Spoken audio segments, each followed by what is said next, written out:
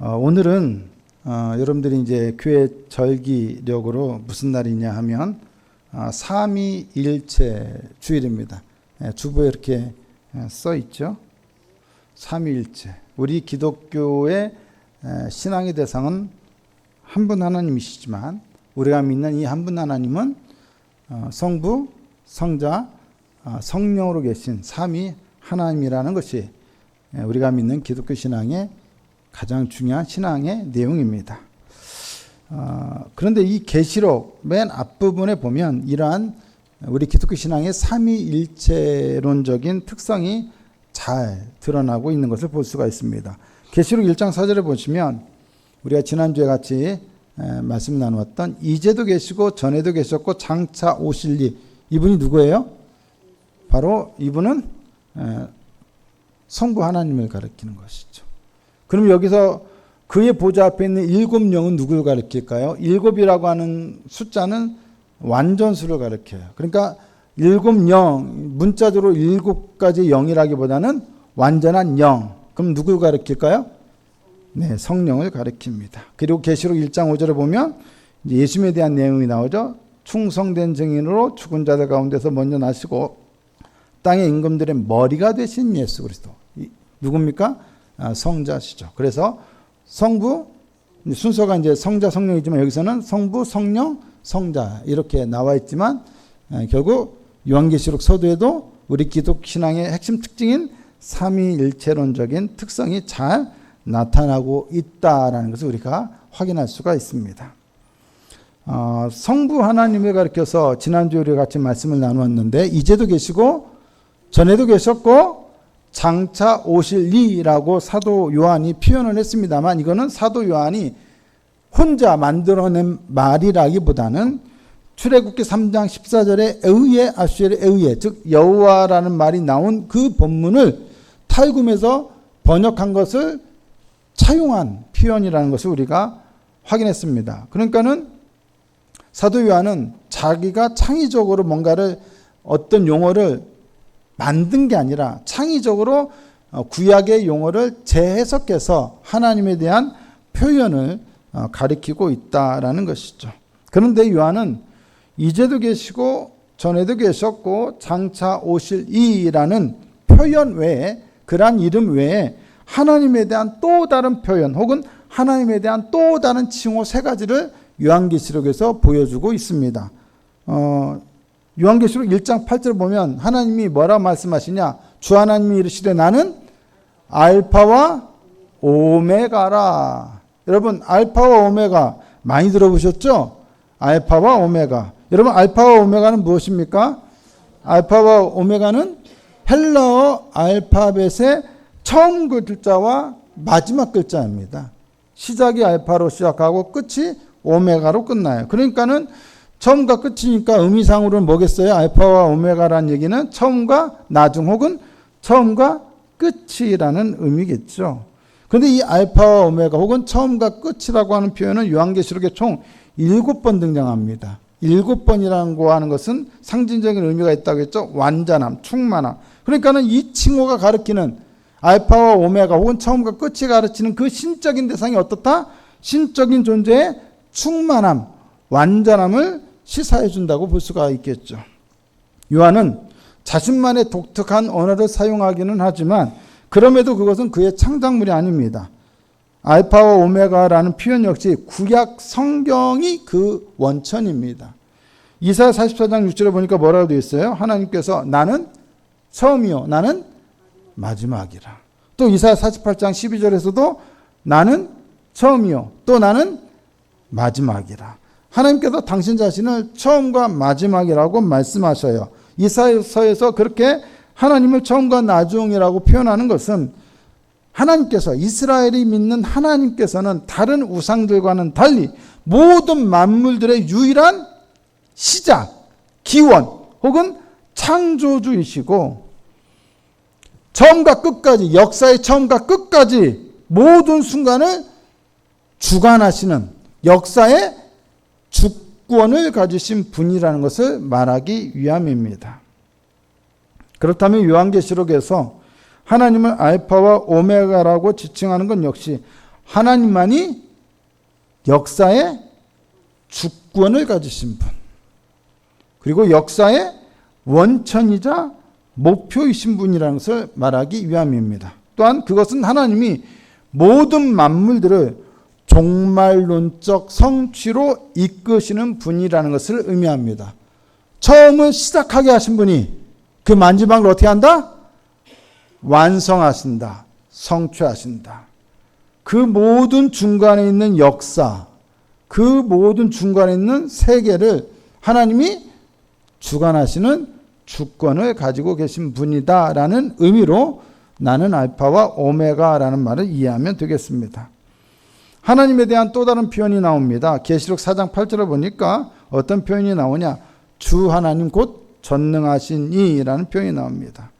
이 세계와 역사 속에서 일어나는 모든 일에 대한 하나님의 절대적인 권능과 주권을 가리키는 표현입니다. 여기서 말하는 전능이란 어떤 추상적인 의미의 전능이 아니라 모든 만물들에 대한 하나님의 실제적인 통제권을 가리키는 것으로 볼 수가 있습니다. 요한계시록에 나오는 하나님에 관한 마지막 칭호 혹은 마지막 표현이 있습니다. 지금까지 세 가지 표현을 같이 살펴봤죠. 이제도 계시고 전에도 계셨고 장차 오실 이, 그리고 나는 알파와 오메가라, 그리고 주 하나님 곧 전능하시니, 그리고 네 번째가 뭐냐? 요한계시록 4장 9절과 10절에 나오는 뭡니까? 보좌에 앉으신 이라는 표현입니다. 여러분들은 요한계시록을 어떤 책으로 이해하고 계십니까? 생각하고 계십니까? 요한계시록은 무서운 심판에 대한 이야기야. 무서운 재앙에 대한 이야기야. 뭐 미래에 대한 예언을 혹은 무슨 엄청난 비밀스러운 이야기를 담은 이야기야. 이런 식으로 많이들 생각하시는데, 여러분, 요한계시록은 무엇보다 어떤 책이냐? 만물을 다스리시는 하나님의 주권에 대한 믿음을 갖도록 우리에게 그것을 증거해 주는 책입니다. 무엇을요? 만물을 다스리시는 하나님의 주권. 이것이 핵심이에요. 주권. 하나님에 대한 다른 표현들도 그렇지만 보좌라는 이미지야말로 하나님의 주권을 표현하는 데 있어서 가장 적절할 수 있습니다. 요한계시록 6장부터 16장까지는 무슨 내용이냐? 바로 심판에 대한 이야기입니다. 그런데 요한계시록 6장부터 16장까지 나오는 이 모든 두려운 무시무시한 심판들이 선포되는 곳이 어딜까요? 바로 천상의 이 하나님의 보좌입니다. 때문에 하나님의 보좌는 하나님의 통치에 대적하고 반대하는 모든 대적들을, 원수들을 심판하시는 하나님의 절대적인 주권을 상징합니다. 하나님은 그 보좌에 앉으셔서 당신의 절대적인 주권을 실행하십니다. 하늘에, 요한계시록 4장을 보면 하늘에 하나님과 어린 양의 보좌가 중앙에 있고 그 보좌를 중심으로 해서 만물이 그 보좌를 둘러서 있는 모습을 묘사하는 것을 볼 수가 있습니다. 자, 보좌가 중앙에 있어요. 그리고 거기에 뭐가 먼저 있습니까? 요한계시록 4장 3절과 4절 보면 뭐가 있다고 되어 있습니까? 가장 먼저 있는 건 뭡니까? 네, 무지개가 있습니다. 보좌에 무지개가 있어요. 네, 써 있습니다. 성경에. 항상 제가 강조하죠. 성경에 써 있네. 네, 성경에 써 있지 않은 건 얘기할 필요가 없어요. 자, 무지개가 있어요. 그 다음에 보좌를 수하는 뭐가 있어요? 네 생물이 있어요. 네 생물이 먼저 있어요. 그리고 그 바깥원에 보좌 위에 앉은 누가 있어요? 24 장로들이 있어요. 그리고 맨 마지막에는 우주에 있는 모든 피조물들이 둘러서 있습니다.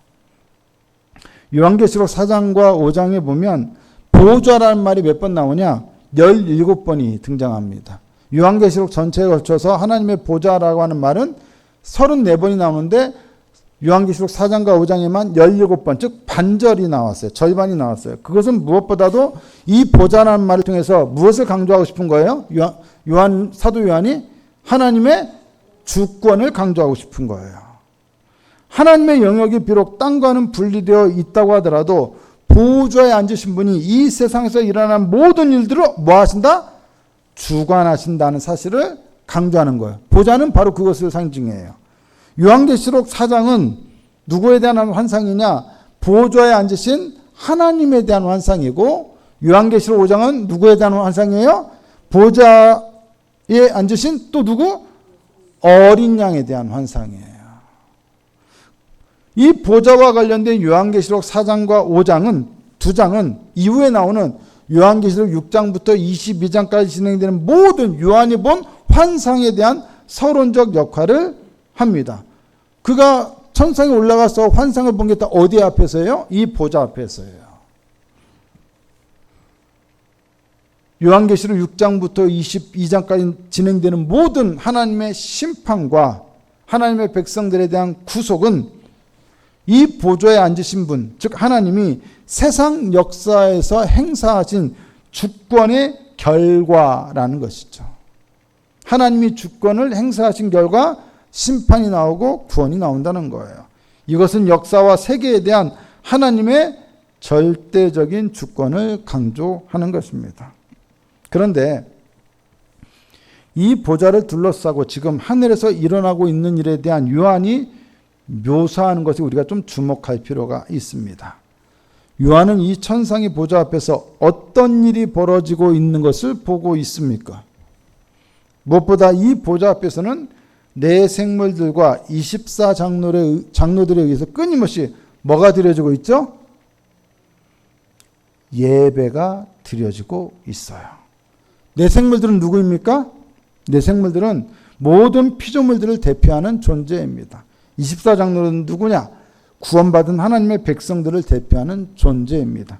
요한계시록 4장 8절에 보니까 내 생물이 뭐하고 있어요? 그들이 밤낮 쉬지 않고 거룩하다 거룩하다 거룩하다 주 하나님 곧 전능하신 이여 전에도 계셨고 이제도 계시고 장차 오실 이시라. 하나님을 거룩하다라고 하면서 노래하고 찬양하고 주님을 예배하고 있어요.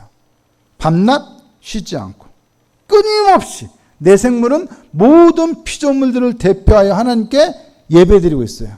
오늘 우리가 드리는 이 예배의 원형이 어디에라는 겁니까? 하나님의 보좌 앞에서 드리는 내 생물과 24장로들이 그 보좌 앞에서 드리는 그 예배가 우리 예배의 원형이라는 거예요. 우리는 그것의 모형일 뿐이에요. 그림자일 뿐이에요.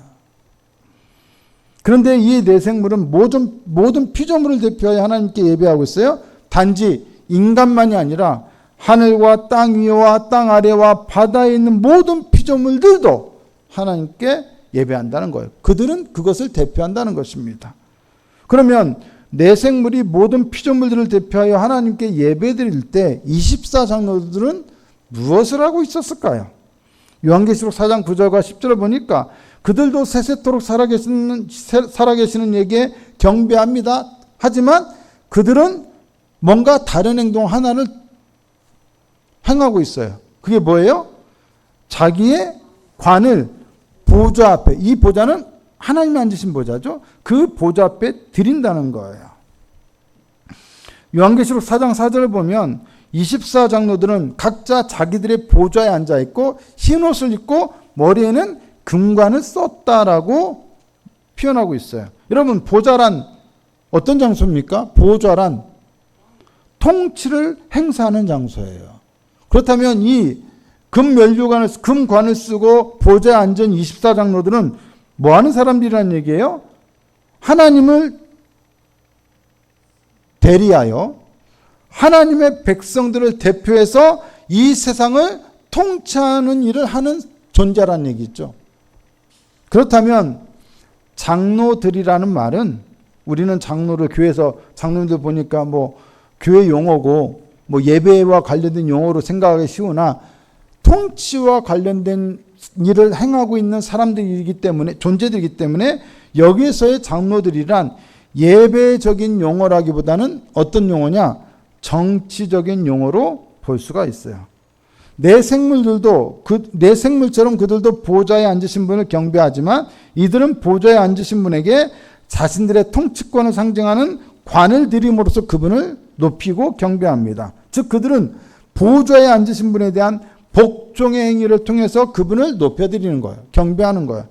보좌 앞에서 내 생물과 24장로가 행하는 일들에는 예배적인 이미지와 정치적인 이미지가 결합되어 있는 것을 확인할 수가 있습니다. 그러면 왜 이 천상의 환상에서 나오는 이 예배적인 이미지와 정치적인 이미지의 결합이 왜 중요할까요? 왜 중요할까요? 여러분, 우리가 계속 요한계시록과 관련된 내용을 말씀 나누면서 이야기 나누었듯이 로마 제국은 정치적인 권세를 종교적인 용어들로 선전했다는 것을 확인했습니다. 로마의 최고 권력자 로마 황제를 누구로? 신의 아들 혹은 신으로 선전을 하고 신인 이 황제를 어떻게 하라고?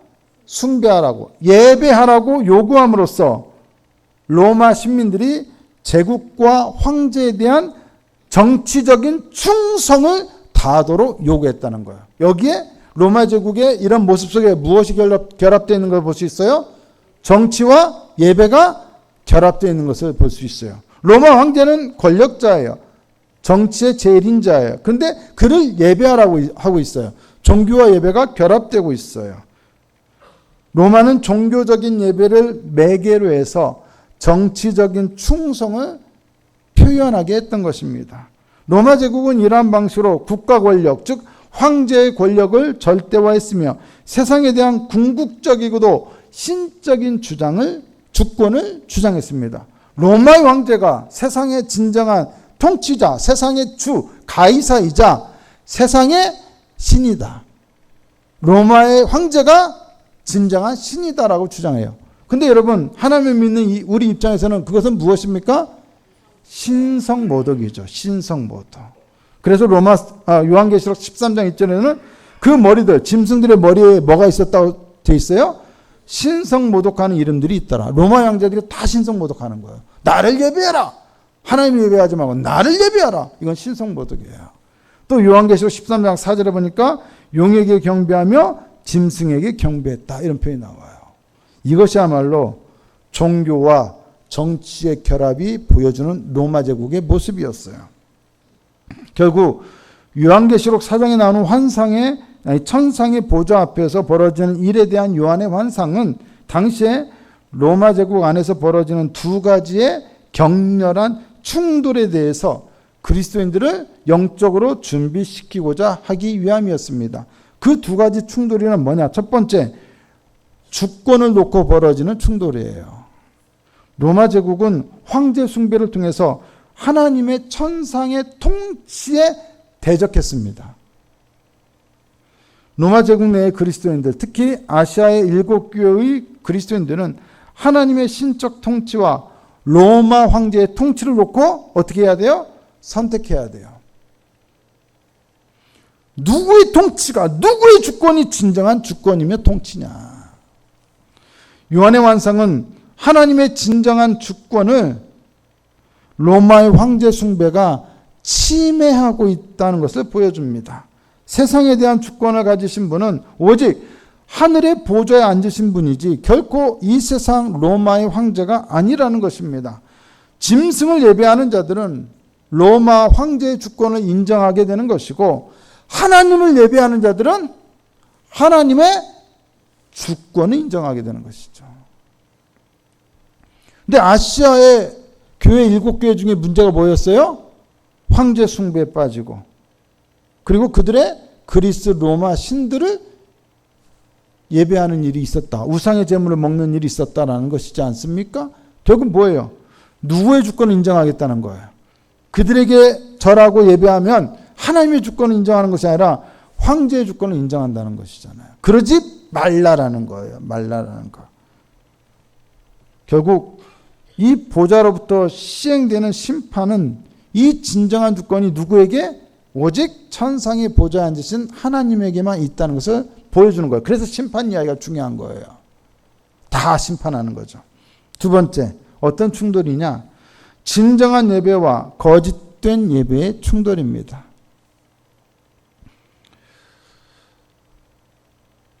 계시록 4장에 나오는 요한의 환상은 오직 천상의 보좌에 앉으신 하나님께 드리는 예배만이 진정한 예배임을 확신시켜 줍니다. 밤낮 쉬지 않고 영원토록 드려지는 예배예요. 내 생물로 대표되는 모든 피조물들이, 그리고 24장로로 대표되는 모든 구원받은 하나님의 백성들이 예배드려야 할 유일한 대상은 천상의 보좌에 앉으신 분입니다. 로마 황제가 요구하는 황제 숭배는 천상의 참된 예배에 대한 왜곡된 패러디에 불과합니다. 우리는 우리를 예배하는 대상을 담게 되어 있습니다. 로마 황제를 예배하면 결국 피와 폭력과 착취와 억압과 죽음의 존재가 됩니다. 로마 제국이 그토록 잔인했던 이유는 바로 그 때문이었습니다. 하지만 하나님을 예배하게 되면 용서와 화해와 평강과 자비와 관용과 생명의 존재가 됩니다. 잔인한 로마 제국의 억압 아래에서도 그리스도인들이 사랑과 평화의 사도가 될 수 있었던 것은 바로 그 때문이었습니다. 여러분, 로마 제국 그리고 로마 황제의 진짜 큰 잘못, 로마의 진정한 죄악은 무엇일까요? 바로 자신의 유한한 권력과 주권을 절대화시킨 것입니다. 신성화시킨 겁니다. 유한한 것을 무한한 것으로, 일시적인 것을 영원한 것으로 둔갑시킨 것입니다. 여러분, 알파와 오메가가 될 수 없고, 이제도 계시고 전에도 계셨고 장차 오실 이가 될 수도 없고, 주 하나님 곧 전능하신 이가 될 수도 없으며, 무엇보다 영원히 경배받아야 할 보좌에 앉은 자가 될 수도 없는 존재이면서 그저 우리와 똑같은 평범한 인간일 뿐, 단지 우리보다 권력을 더 많이 가진 인간일 뿐인 그 존재가 마치 자신은 그런 하나님과 같은 존재가 될 수 있을 것처럼 행사한 그것이 바로 로마 제국과 로마 황제의 가장 큰 죄악이었다는 거예요. 그러나 결국 어떻게 됩니까? 로마 제국은 하나님의 심판을 받게 됩니다. 요한계시록 17장 1절에 보면 물 위에 앉은 큰 음녀가 받을 심판을 내게 보이리라. 여기서 물 위에 앉은 큰 음녀가 바로 로마 제국을 가리켜요. 그리고 요한계시록 18장 2절과 3절에 보면 무너졌도다 무너졌도다 큰 성 바벨론이요. 바벨론으로 상징되는 이 도시는 결국 로마를 가리킵니다. 그리고 요한계시록 19장 2절에 큰 음녀를 심판하셨다 이렇게 나옵니다. 바로 로마 제국이 하나님의 심판을 받게 된다는 것입니다. 나는 영원해, 나를 예배해, 내가 신이야, 내가 하나님이야 라고 주장했지만, 정치와 종교로 그렇게 결합해서 자신의 신성을 주장했고 하나님의 신성을 찬탈하려고 했지만 결과적으로 어떻게 된다고요? 심판받는다고요. 무너뜨려진다고요. 망한다고요. 끝장난다고요. 누구한테요? 보좌에 앉으신 분에게요. 이러한 보좌에 앉으신 보좌에 앉으신 이에 대한 환상은 오늘 우리들에게 어떤 메시지를 줍니까? 이 환상은 아무리 절대적인 권력으로 세상을 지배하고 그 권력과 영광이 끝이 없어 보일 것 같을지라도 로마 제국의 권력과 주권은 하나님의 주권과 권능에 비하면 아주 일시적이며 그리고 결국에는 심판을 받을 수밖에 없다는 것을 우리에게 알게 해줍니다. 그리고 이러한 믿음은 결국 아무리 강력하게 하나님과 어린 양을 섬기는 그리스도인들을 억압하고 박해한다 할지라도 그 강력한 로마에 대항할 수 있는 믿음과 영적으로 대항할 수 있는 힘을 갖게 만들어준다는 거예요. 우리들이 로마 황제로 대표되는 이 세상의 보좌가 아닌 천상의 보좌를 보아야 하는 이유는 이 세상에서 일어나는 모든 역사의 이면을 제대로 이해할 수 있어야 하기 때문입니다. 우리 눈에 보이는 것은 세상의 주권을 가진 자들이 행하는 것처럼 보이지만 사실은 그게 뭐다? 진정한 주권을 가진 하나님의 절대적인 주권 안에서 이루어진 일에 불과하다는 것이죠. 세상에서 일어나는 어떤 것도 보좌에 앉으신 분의 통치와 주권에서 벗어날 수 없다라는 것입니다. 보좌에 앉으신 분이 이 세상에서 일어나는 모든 일에 대한 주권과 통치권을 가지고 계시기 때문에 비록 지금 당장은 우리가 믿는 하나님을 믿는 신앙 때문에 환난을 겪고 박해를 받는다 할지라도 그것 때문에 두려워할 필요가 없다는 것입니다.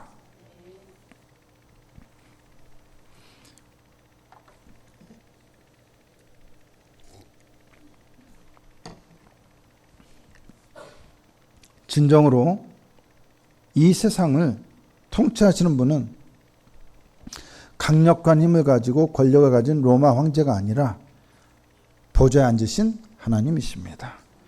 이러한 목적을 가지고 요한이 자신이 본 환상에 대하여 계시한 예언의 말씀은 신앙의 위기에 있던 수많은 그리스도인들을 각성시키고 그들의 흔들리던 신앙을 다시금 견고하게 해 주었을 것입니다.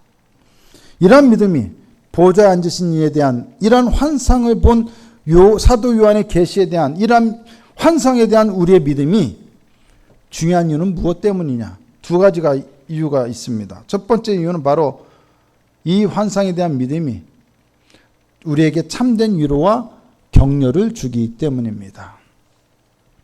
제가 최근에 영상을 우연히 봤는데 젊은 목사가 부부가 아이 하나와 함께 아주 시골에 있는 교회에 부임을 했습니다.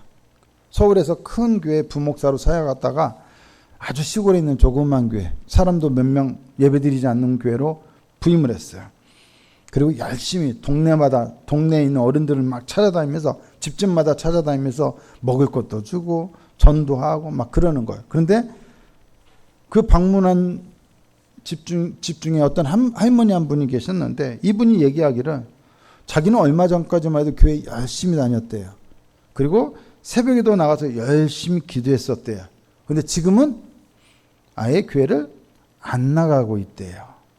이유가 뭔지 아십니까? 얼마 전에 자기 아들이 죽었다는 거예요. 병에 걸려서. 자기 아들을 위해서 새벽마다 나가서 살려달라고 기도했는데 아들이 죽었다는 거예요. 그리고는 그 이후로 교회를 끊어버렸다요. 여러분, 그 할머니의 상실과 슬픔이 왜 우리에게 이해되지 않겠습니까? 아들을 잃었으니 이보다 더 큰 상실과 고통이 어디 있습니까? 어머니 입장에서, 부모 입장에서. 근데 여러분, 우리가 눈에 보이는 현실을 따라서만 신앙생활을 한다면 과연 우리 중에 몇 사람이나 제대로 신앙생활을 할 수 있을까요? 물론 우리들 중에는 뭐 자녀를 잃거나 이보다 더 큰 고통을 당하는 경우는 드물지요. 하지만 우리들 대다수가 삶을 살아가면서 성공한 사례보다 실패하고 영광을 얻기보다 상처를 입는 경우가 훨씬 더 많지 않습니까? 그렇지 않습니까? 만약에 우리의 삶에 이런 상처와 상실과 슬픔만을 보면서 신앙생활을 하려면 과연 제대로 신앙생활 사람이 과연 몇 사람이나 되냐고요. 어떤 사람이 고난 없이 영광이 이루고 어떤 사람이 실패 없이 성공에 이른 사람이 있습니까? 여러분, 분명 아들 이러한 일은 큰 아픔이자 상실이고 고통이지만 눈에 보이는 현실, 우리가 경험하는 현실이 전부가 아니라는 믿음이 있다면, 우리가 당하는 현실 너머에 있는 그 무엇을 볼 수 있는 믿음이 있다면, 가령 천상의 보좌를 볼 수 있는 믿음이 있다면, 그리고 그 보좌에 앉으신 분이 결국 모든 것을 주권적으로 통치하시면서 내가 잃었던 혹은 내가 죽음으로 잃었던 것마저도 다시 살리시고 회복하실 수 있는 그러한 주권을 가지신 분이라는 믿음을 가질 수 있다면, 아무리 가혹하고 슬픈 현실에도 불구하고 우리는 그 보좌에 앉으신 분에 대한 환상으로 인하여, 그 믿음으로 인하여 끝까지 신앙생활을 할 수 있겠습니까? 없겠습니까? 있다라는 것이죠.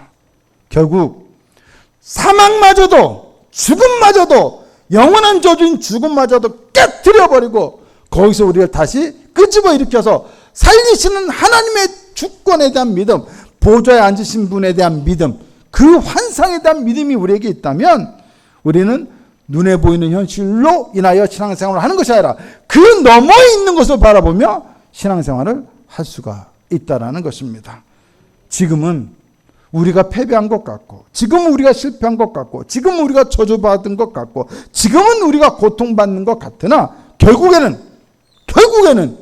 우리가 승리하고 우리에게 패배와 실패와 저주와 고통을 안겨주었던 로마 제국과 같은 거대한 악을 하나님께서 심판하시게 되는 것을 보게 된다는 것입니다.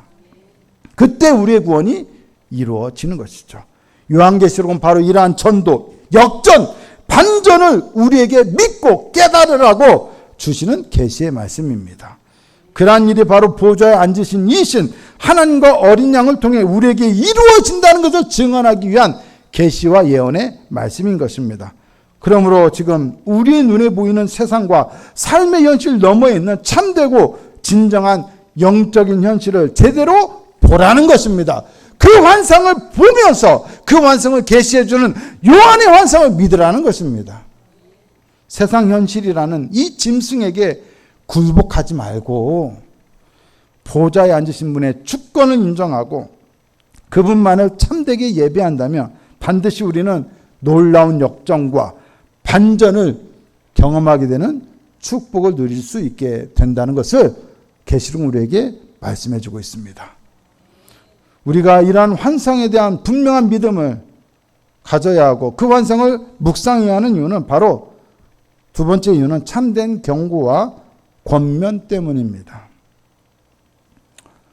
제가 이번에 지난주에 광고 드렸듯이 베트남에 다녀왔는데 제가 지난주에 참 베트남 다녀온다고 하면서 여러분들께 광고를 잘못 드렸더라고요. 제가 가가지고 둘째 날쯤 돼서 제가 우리 다낭은 언제 가나 했더니 우리 다낭은 안 간대요.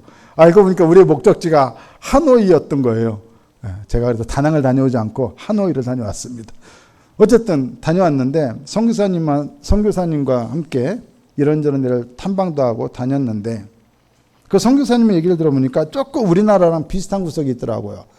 베트남이 공산주의 국가라서 복음을 전하는 것이 되게 힘들기도 하지만 또 베트남 사람들의 인식 중에 우리나라 사람과 비슷한 게 조상들에 대한 믿음이 굉장히 강하대요. 그래서 하나님을 믿으면 섬기면 조상들이 축복을 안 해준다는 거예요. 저주한다는 거예요. 그러니 감히 무슨 하나님을 믿냐. 조상들을 믿어야지. 안 그러면 조상들이 저주한다. 이런 믿음을 갖고 있다는 거예요. 굉장히 그게 강하답니다. 근데 여러분 생각해 보시죠. 조상들이 그토록 중요하다면 그 조상들은 도대체 어디서 온 겁니까? 어떻게 그 조상들은 존재할 수 있었습니까? 조상들이 존재하려면 그 조상들을 존재하게 했던 원인이 있어야 하지 않습니까? 여기에 이런 생각에 바로 로마 제국이 행했던 잘못된 전도가 있다라는 거예요. 뒤집는 것이 있다는 거예요. 상대적인 것, 즉 조상을 절대적인 것, 하나님으로 여기는 것. 그리고 그럼으로써 진정으로 절대적인 것, 즉 하나님을 상대화시키고 있다는 거예요. 보좌에 앉으신 만이 세상에 존재하는 모든 것 위에 절대적인 주권을 가지신 분 아닙니까? 조상에 대한 우리의 그 베트남 사람들의 믿음도 상대적인 거예요. 절대적인 게 아니에요. 마찬가지로 오늘날 우리들이 갖고 있는 우리의 인식, 이념, 이데올로기, 생각, 가치, 윤리, 교리, 신앙적인 확신이나 체험도 절대적인 것이 될 수 없습니다. 유일하게 절대적으로서 우리 예배와 경배를 받으시기에 합당한 분은 오직 보좌에 앉으신 분입니다. 아무리 내가 옳은 것 같아도 내가 가진 것은 절대적인 것이 될 수 없습니다. 착각하지 말아야 합니다. 오직 하나님만이 예배 받으시기에 합당하신 분입니다. 우리가 가진 생각이 무엇이든 우리가 행한 일이 무엇이든 그 어떤 것도 그 보좌에 앉으신 분 앞에서는 결코 절대적인 것일 수가 없습니다. 로마 제국과 로마 황제가 자신의 권력과 주권을 절대화함으로써 가장 큰 죄악을 범했던 것처럼 오늘 우리들의 문제 역시 자신의 생각이나 행동이나 신념이나 지식을 절대적인 것으로 여김으로써 범하지 말아야 할 가장 큰 죄악을 우리도 얼마든지 범할 수 있다는 생각을 가져야 합니다. 하나님 외에 절대는 존재하지 않습니다. 그래서 제가 절대로 사용하지 않는 말 중에 하나가 절대라는 말입니다. 쉽게 제가 절대라는 말 쓰지 않습니다. 제가 아무리 어떤 말씀을 전하고 신학적인 지식을 써도 그걸 가지고 절대로 얘기하지 않습니다. 저는 가끔 보면 신학한 사람이나 설교하는 사람들 중에 지나치게 강한 확신을 가지고 단언하는 분들이 있어요. 어떤 거는 단언할 수 있습니다. 하나님만이 진리입니다. 절대적으로 단언할 수 있죠. 근데 어떤 자신의 의견을 단언하는 분들이 있어요. 신학적인 견해를 단언하는 분들이 있어요. 절대적으로 옳지 않습니다. 왜? 하나님만이 절대적으로 유일하시기 때문에. 그분만이 절대적인 것이기 때문에. 그러므로 우리는 이 세상에 있는 그 어떤 것도 절대화시켜서는 안 됩니다. 내 믿음, 내 생각, 내 행동, 내 기준, 내 신념, 내 지식을 절대화시키지 말고 하나님 앞에 열어두어야 합니다. 그런 사람만이 겸손할 수 있으며 그런 사람만이 이 24장로들이 자기의 관을 어디에 던졌다고요? 보좌에 던진 것처럼 던질 수가 있어요. 내 것을 꼭 잡고 있으면 못 던져요. 하나님이 그 사람에게 경배를 받으실 수 있을까요? 못 받는 거예요. 그거는 결국 자기가 만든 우상, 형상을 예배하는 것이 될 수 있어요. 사랑하는 성도 여러분, 자꾸 요즘에 보면 기독교계 안에서도 자꾸 국가와 우리의 기독교 신앙, 특정 이데올로기와 기독교 신앙, 특정 어떤 교리와 기독교 신앙을 동일시하는 그런 우를 범하는 일들이 자꾸 발생하고 있어요. 여러분, 아무리 그것들이 부분적으로 도움은 줄 수 있으나 이러한 어떤 것들도 우리가 믿는 기독교 신앙 혹은 우리가 섬기는 하나님과 동일시될 수는 없는 것입니다. 오직 누구만이? 우리가 섬기는 하나님만이 절대적인 분이며 우리는 그 앞에서 뭐 해야 합니까? 우리의 관을 던지고 오히려 그분만을 경배해야 합니다. 그렇게 할 수 있을 때 그 사람은 자기가 절대화시키는 것으로부터 오히려 해방되어 자유롭게 되어 하나님만을 바르게 예배할 수 있는 삶이 될 수 있는 것입니다.